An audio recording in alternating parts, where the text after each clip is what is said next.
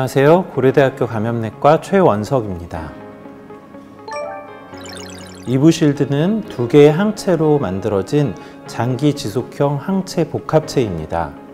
이브실드를 근육 주사로 체내에 투여하게 되면 수시간 내에 코로나19 감염에 대한 예방 효과를 제공하는 예방적 항체 치료제로 분류가 됩니다. 이브실드 투약을 통한 예방 효과는 최소 6개월 동안 지속되는 것으로 알려져 있습니다. 백신은 접종하게 되면 2주 이내에 체내에서 중화항체가 생성되고 세포맥의 면역 반응이 유도되는 반면에 이브실드는 체내에서 충분한 항체 형성을 기대할 수 없는 사람에게 항체를 직접 주입해주는 약제이기 때문에 투약하고 나면 수시간 내에 감염 예방 효과를 제공합니다. 그렇지만 백신과 같은 세포맥의 면역 반응의 유도는 기대할 수가 없습니다. 따라서 코로나19에 대한 면역 형성을 위해서는 백신 접종이 가장 중요합니다. 이브실드는 백신의 대체제가 될 수 없기 때문에 백신의 효과를 기대할 수 없는 중증 면역 저하자를 보호하기 위한 제한적인 수단으로 사용되어야 합니다. 이브실드는 혈액암이나 장기 이식 후에 면역 억제 치료 등으로 인해서 코로나19 백신 접종으로 충분한 항체 형성을 기대할 수 없는 분들을 위해서 투약이 되어야 합니다. 국외의 가이드라인과 국내에 관련되어 있는 전문 학회의 자문을 통해서 면역 저하 정도에 따른 우선순위가 설정이 되었고, 이 자문 내용을 바탕으로 이브실드의 투약 대상자가 선정되었습니다.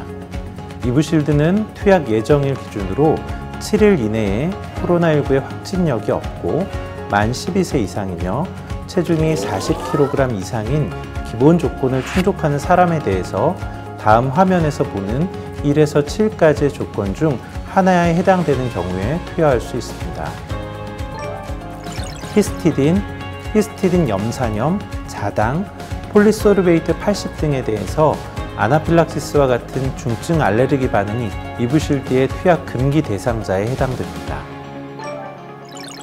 임상시험을 통해서 이브실드를 투약받은 그룹은 위약을 투여받은 그룹에 비해서 6개월까지 코로나19 양성 유증상 발생률이 82.8% 감소했고요.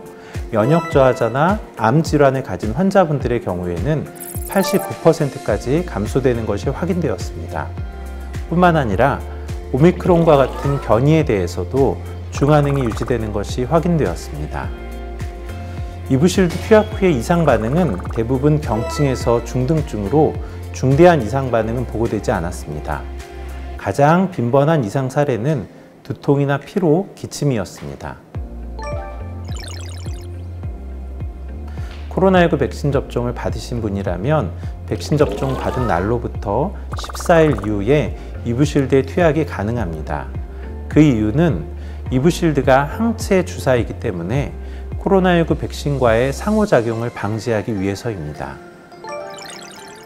이브실드의 일반적인 유효기간은 1년 6개월 정도이고요. 개별 바이알의 유효기간이 바이알 옆면 라벨에 표시되어 있습니다. 이브실드는 미개봉 바이알일 때에는 2에서 8도씨 정도의 냉장 보관을 하셔야 합니다. 이때에는 이브실드를 동결하거나 흔들어서는 안 됩니다.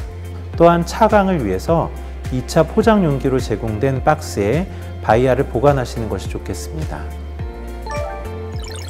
식약처의 허가사항에 따르면 이브실드의 투약 용량은 틱사게비맙 150mg과 실가비맙 150mg입니다. 다만 변이주 유행에 적절하게 대응하기 위해서 필요시에는 틱사게비맙과 실가비맙을 각각 300mg으로 증량해서 투여할 수 있습니다. 이브실드는 기존의 백신과 같이 근육 주사로 투여하게 됩니다. 그러나 이브실드는 둔부 근육을 선호해서 투여하게 되고요. 각 둔부 근육에 하나씩 순차적으로 투여해야 합니다. 이브실드는 일반적인 코로나19 백신에 비해서 투약량이 많기 때문에 둔부 근육에 투약하는 것을 선호하게 됩니다. 또한 이브실드는 둔부의 근육 주사를 통해서 코로나19의 예방과 치료 효과를 평가하는 임상 연구가 수행되었습니다. 경청해 주셔서 감사합니다.